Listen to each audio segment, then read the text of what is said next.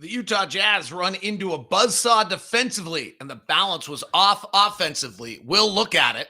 Plus, this is a screwed up open. Plus, the balance of the Jazz's offense, the same thing I just said. And we'll start our new feature looking at, do they have anything we want? It's all coming up on today's edition of Locked on Jazz. Bum bum bum bum bum bum bum bum bum bum bum pow.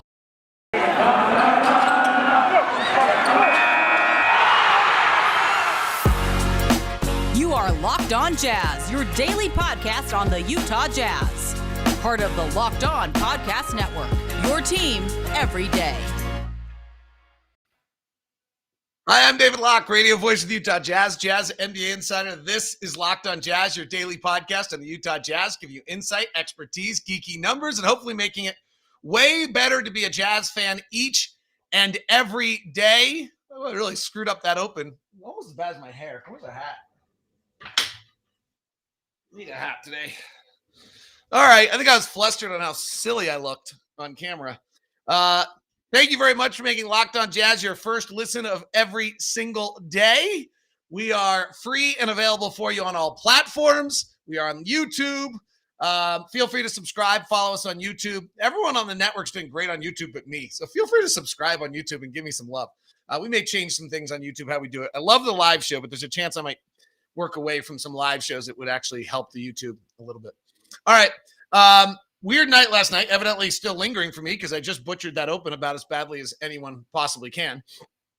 So I want to kind of run through the night, and then I've taken a few clips of the fourth quarter offensively. If you missed it last night because you're watching football or something, it's kind of a weird game. We opened up wildly offensively minded and awesome on both sides, and then by the end of the night, we just couldn't score. And we're short Donovan, and it has an impact. And one of the things it has an impact on is if you look at our game flow in that ball game and of who's on the floor when and things of that nature, one of the things that you see is we end up having to have Trent Forrest and Royce O'Neal on the floor at the same time at multiple times in that game. And so if you look at it, Trent Forrest plays with Royce O'Neal here in the first quarter for a little period of time, and we end up being outscored by one. It's just a really hard combination for us to have both those guys on the floor at the same time because neither of them wants to shoot. Royce really was reluctant to shoot. Trent doesn't have the shot, and he's on with Eric Paschall. Forrest played great. This is not a criticism of him, but this just shows that kind of our balance was off. Then we have it again here in the second quarter. They're on the floor together again, and they go -2 in that 3-minute stretch. Then in the third quarter, Forrest comes in and Royce is on the floor again for this extended stretch. This time he's on the floor for almost the entire time. And in that stretch of time, we're actually even.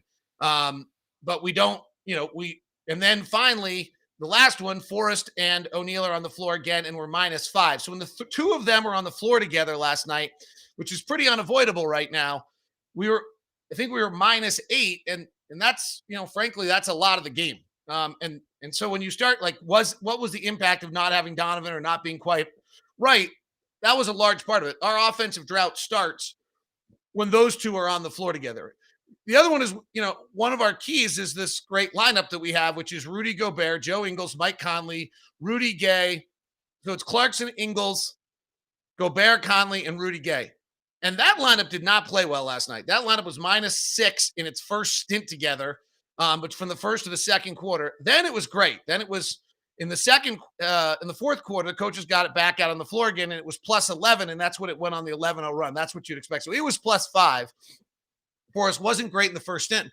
That lineup, which is so deadly, is interesting because Joe and Jordan are not playing great right now. And so that's a tough little one for us to have as like a key lineup for us in who we are and what we do, in how that looks. So I think, when I look at last night's game and we can kind of run through a few of the notes on it, and if we look at the stats like we always do, it's a pretty incredible little run through of what you kind of to summarize the game on what was a weird night. If you watch postcast last night, I didn't have any idea what had happened.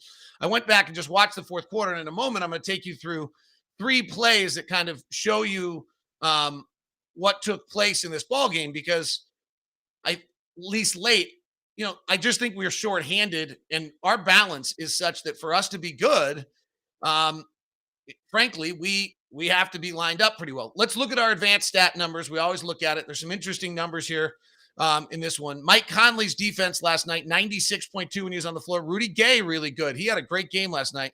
He was on it. Trent Forrest, our lack of offense when Trent Forrest is on the floor, I think came back to bite him defensively. I thought he was super good last night. The stats overall for the night are a little tough on him at 122 defensive rating but I think that's just we had a hard time scoring. So let's look at it period by period because it was a fascinating game or just a weird game. I don't know if it's fascinating. So we don't play any defense in the first quarter. The Warriors have an offensive rating of 150. I mean, it's just amazing. But we match it with a 132, so we're still in the game. In the second quarter, it's the same thing we're a little better in the second quarter. Our defensive rating is a 105. Theirs is a 119. And Steph is struggling. Steph is hurting them. Steph is having one of the worst nights ever. Rudy's amazing defensively with a 92.9 in that stretch. When Eric Pascal's on the floor, we weren't as good in that realm. Then we go to the third quarter and the defense falls apart again. Goes to a 140. And I actually come out of a break here with Ron and say, hey, we got to switch the focus of the broadcast. Our defensive ratings like a 140 right now. We've got to really take a second and focus in on what's happened to us defensively tonight because without Donovan, we're supposed to be good. Defensively, our offense was not good. Mike and Joe, 140 defense rating. Then we get to the fourth quarter, and our defense gets awesome again. Our defensive rating in the fourth quarter last night was a 50. It's like unbelievable. And then flip it around, our offense was a 77.3, and so we couldn't score, and that's why we couldn't win. So a really, really strange night in that sense of the fact that this game kind of went like this, and you don't usually see that.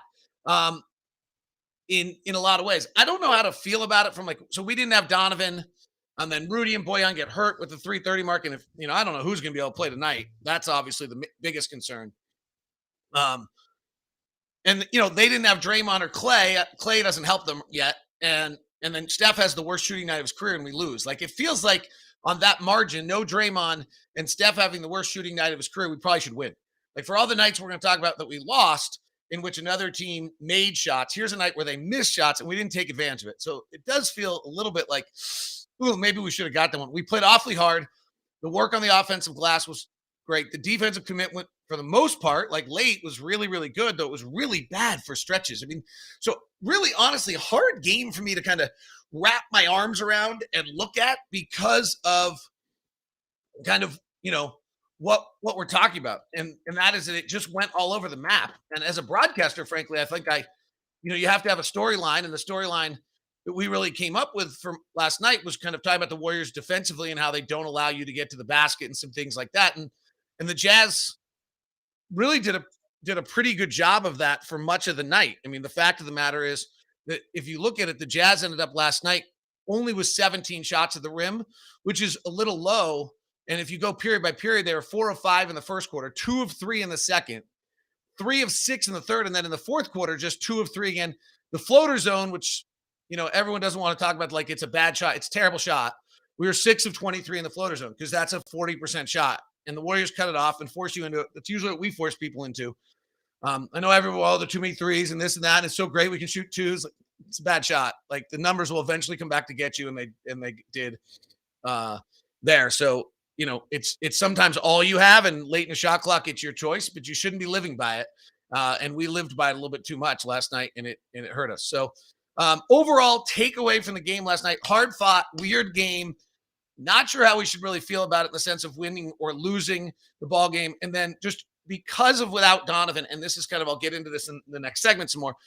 We just have this balance of that is so finite, right? Or so delicate right now for us to succeed. And I'm going to get into some more, but in this night, I don't mean to zero in on those two guys, but we have two, if you have Royce and Trent on the floor together and neither of them is going to shoot, it's super hard. And then frankly, if they're on the floor with Gobert, you then have 3 non-shooters on the floor. They weren't on the floor with Gobert very often in those lineups, but you really have 3 non-shooters on the floor. That the Jazz coaching staff did a nice job that they actually weren't, because Rudy and Mike match most of their minutes together. But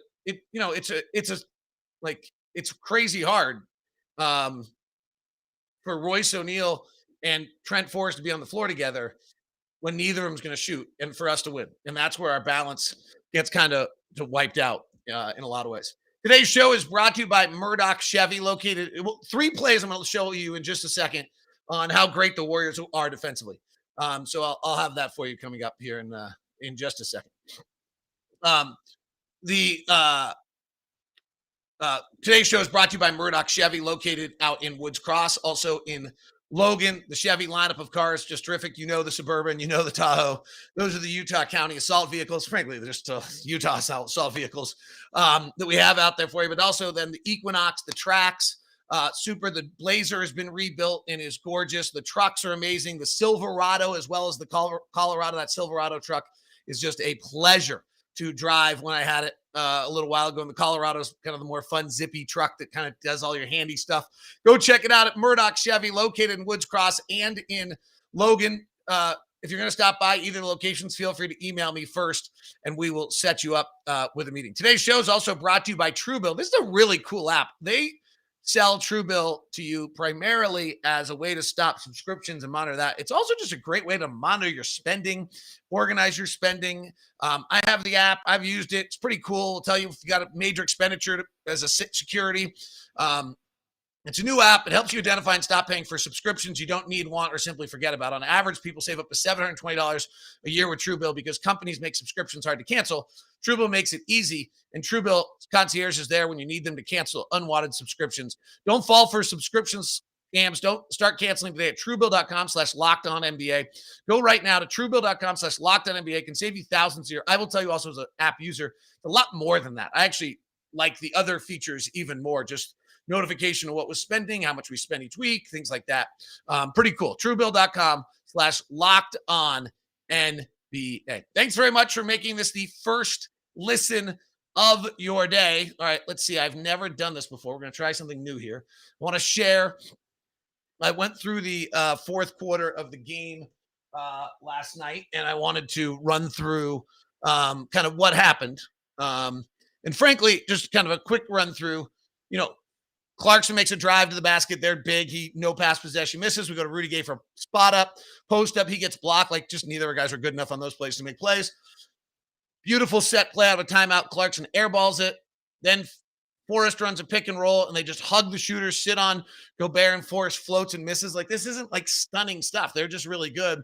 Forrest, I'll show you the play here. Forrest makes a nice drive and gets to the free throw line, but you'll see how little they're guarding anyone. Then we run the plays you should run. A handoff to Bogey on a pick and roll, but Forrest and O'Neal are on the floor, and Bogey has no room. I'll show that to you.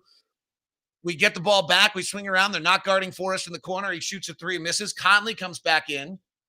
Conley drives. They have Toscana Anderson, 6'8", Wiggins, 6'8", Poole, Looney, 6'9", and Lee on the floor. No Curry, all defense. And you can feel it. Conley drives.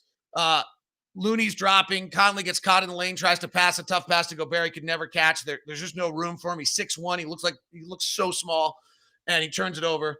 Then the next one, Clarkson's way out of control. We go into Bogey in the post. They double. Looney makes a smart play, doubles with the shot clock, kicks out to Gobert for a three.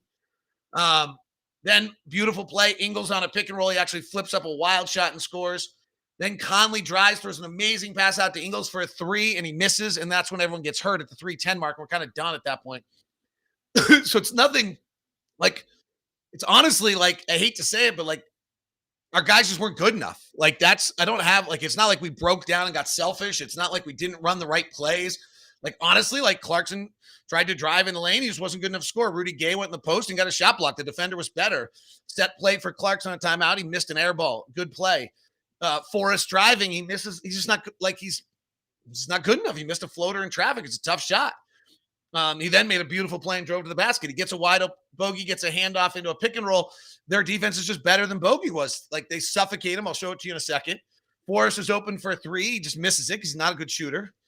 Conley turns it over because their defense was just bigger and longer and more massive at that moment, and Conley couldn't get rid of it. Clarkson out of control wasn't a great play.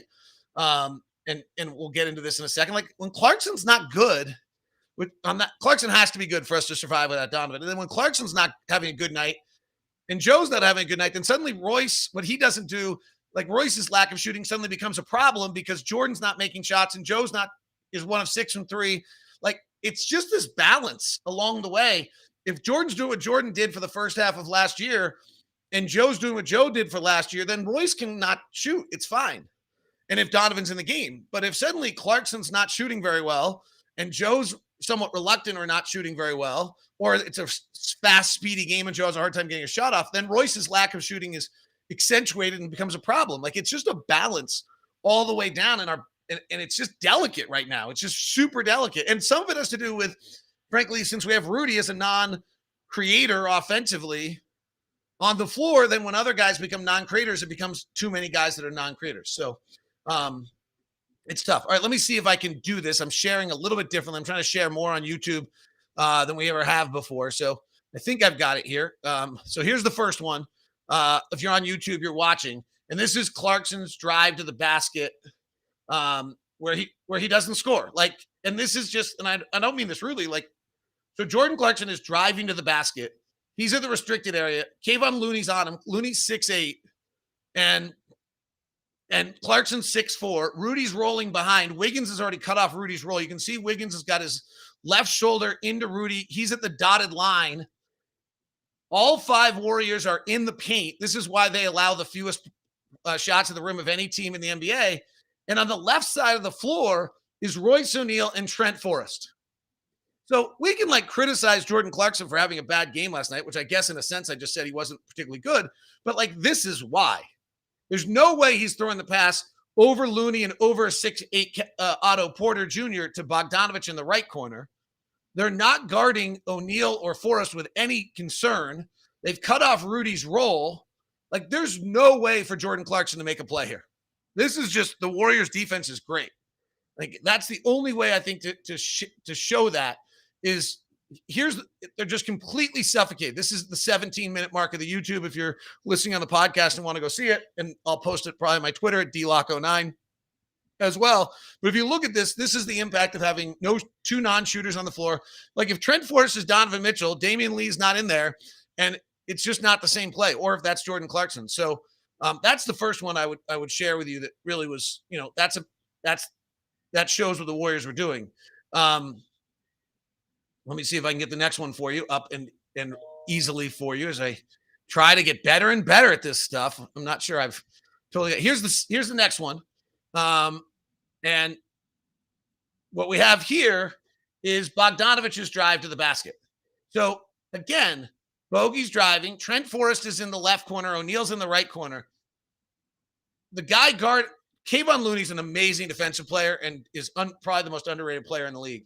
And Looney is all over Bogey. There's just no room for him to go. And Bogey doesn't have like he's going to jump over the top of him. Wiggins is in the paint, so Bogey has no choices. The one thing the Jazz kept happening last night was the ball handler got in front of Rudy. So there's nothing like Bogey's not a great pick and roll guy. This is like no Donovan, no Mike at this point of the game. So we ran a pick and roll for Bogey on a handoff. Bogey's not great at this. One of the things Bogey does, he gets out in front of Rudy, which eliminates Rudy's role as an option. So if the spacing here between Bogey and Rudy's a problem, the fact that Bogey's 2 steps ahead of Rudy and Rudy's back at the free throw line. But again, you just see their incredible length. Otto Porter's at the left elbow. There's no way to throw a pass back out to Jordan. Forrest is in the corner. Wiggins at 6'8" has that cut off, and Looney's all over. It's pretty awesome, actually. And it's, so some of this to me is like, as I looked back at this game, and hey, we were really, really, really bad defensively, or offensively, but some of it's just they're really, really good. So the last one to look at, I think shows you like what it takes. And this was an amazing play by Mike Conley. So Mike Conley's back in the game. He does a speed drive from the angle left up. He starts it up above left where the official is in the picture. He comes left down the lane, and he gets into the lane. And again, 4 of the Warriors are in the paint. I mean, he got there fast. And he gets in the paint, and Rudy Gobert again is trailing, so our spacing's off, but there was no pick set. He denied the pick and just blitzed down the lane on a drive. Looney's got him cut off nicely. Lee comes down to cut off his drive. I don't know. I think this is Poole on the near side, is sprinting to O'Neal in the corner. Conley actually wraps this pass back up to Joe Ingles, and he misses the 3. This is the play then where everyone gets hurt. But this is also just an example of what it takes from the Warriors to get a good play on the Warriors. Conley makes an amazing play here. He has to jump in the air, somehow get a left-handed pass over the length of defense to Ingles. It's a high-risk play. The Warriors' defense is suffocated. O'Neal's in this corner, but if by the time he tries to throw the pass to O'Neal, either Lee's going to deflect it or Poole's going to steal it. And it is worth noting, like Steph's not in any of these plays. They have 5 defensive players on the floor because they can build a defensive team around Steph in that fashion. So, the first one I think was a sign that I just showed you of just what happens when you have Trent Forrest and Royce O'Neal on the floor together and that balance. The second one was just how good the Warriors are. Bogey's driving. It's the right play. We execute it right. Frankly, we just weren't good enough to beat their defense because it's that long and that good. And then this one is us being good enough to beat it. But look what it takes is that incredible Mike Conley in the air trying to throw a pass across his court to Ingles, and he does, and then Joe just misses the 3. That's pretty remarkable and difficult stuff for a team to do. So,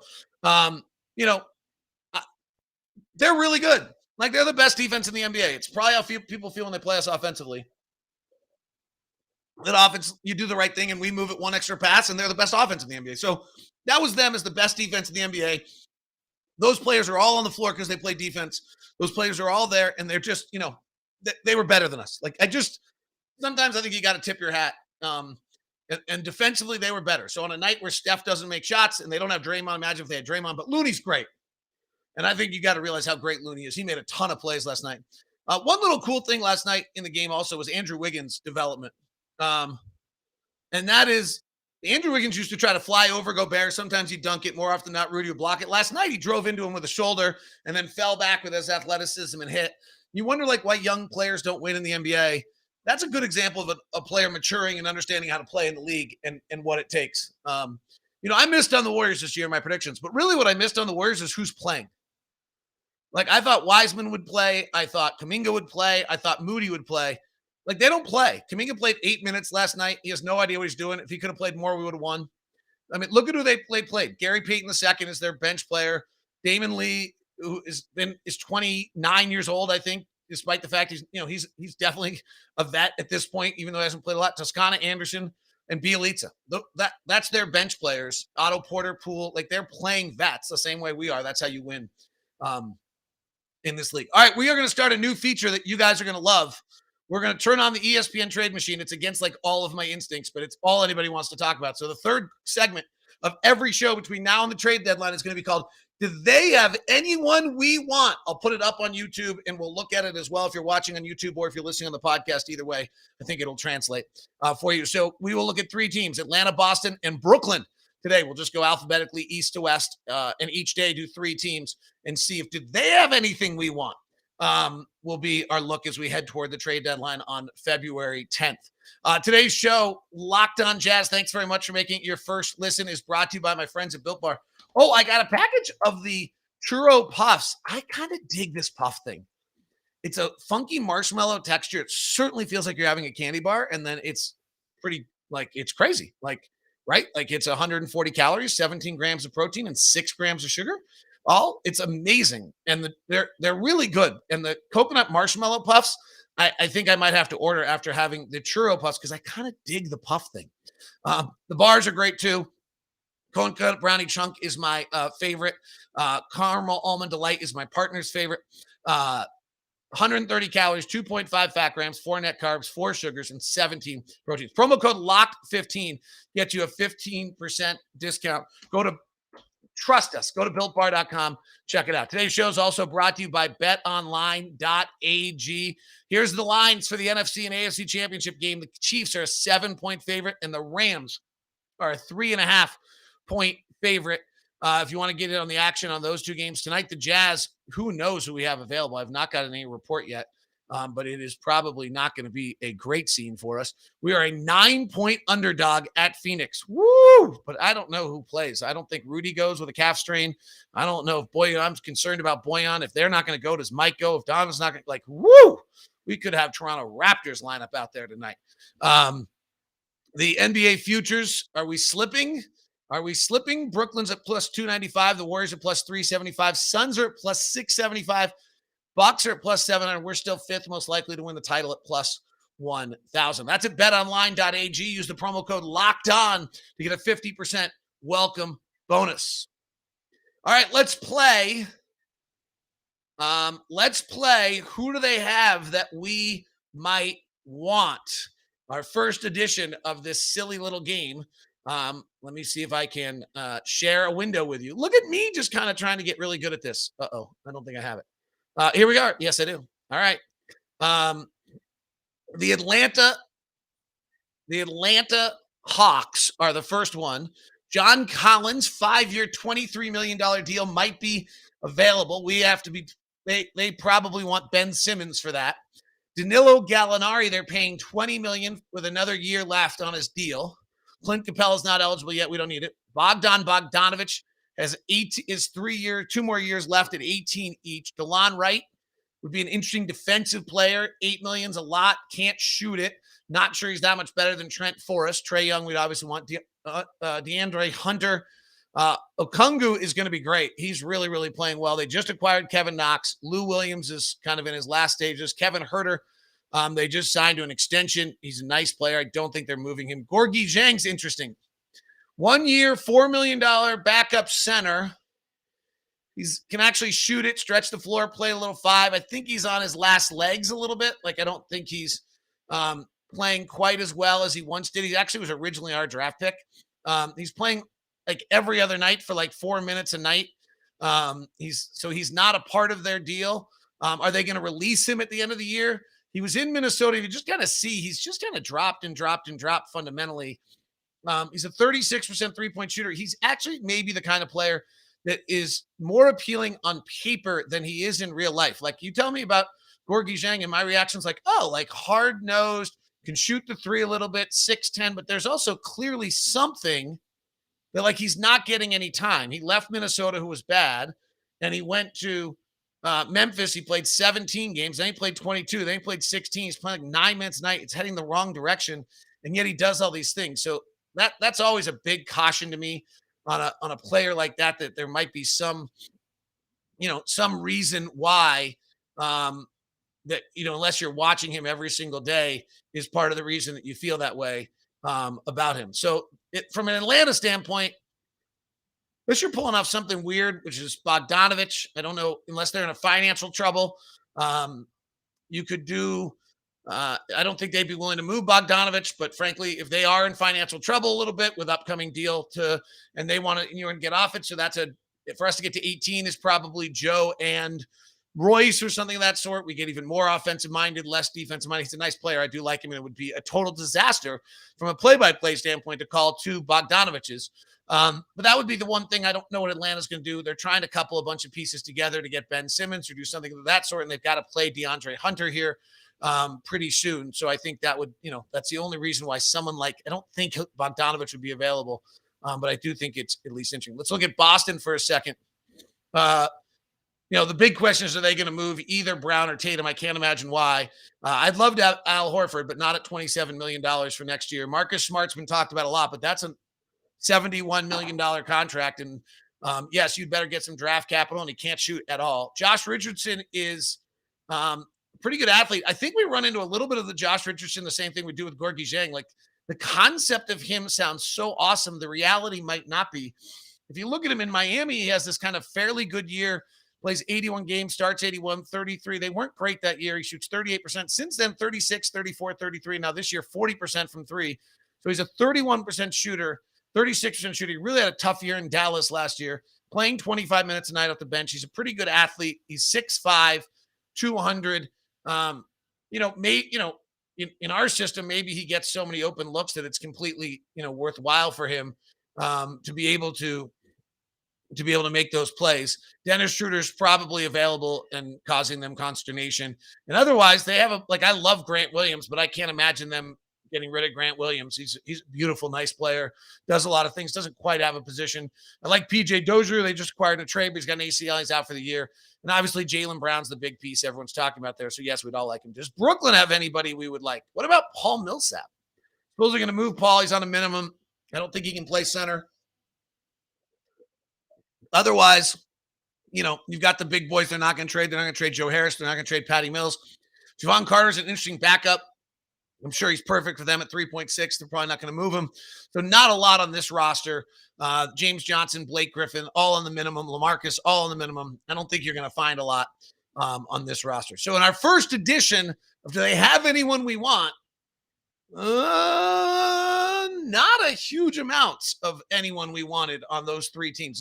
It's not easy to find guys on this. The double bogey, which is bad in golf, is probably the best option. And maybe Atlanta's in a financial bind, and we can do something of that sort. But I don't know. Can you imagine Bogdan versus Bogey versus? Holy smokes, that's just enough to blow my head and scare me. All right, we'll do that tomorrow. So who are we looking at tomorrow?